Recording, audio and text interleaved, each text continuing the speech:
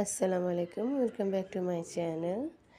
আজকে আমি গুলশান পিঙ্ক সিটিতে একটা বাফেট লঞ্চে এসেছি।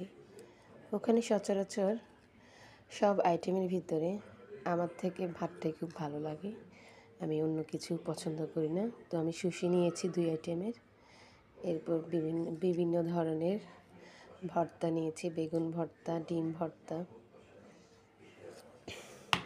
গরুর মাংস। বাট গরুর মাংস আমি ওই দিন বেশি খেতে পারিনি, তো আমি আস্তে আস্তে ভাত নিচ্ছি। ভাত দিয়ে বেগুন ভর্তা আর ডিমের ভর্তা দিয়ে খেয়েছি।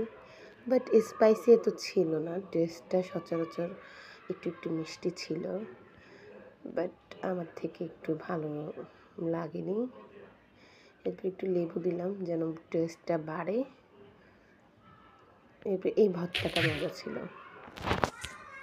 এই ভর্তাটা দিয়ে খেতে ভালো লাগছে। এরপর আমি কাঁচামরিচ ভেঙে নিচ্ছিলাম।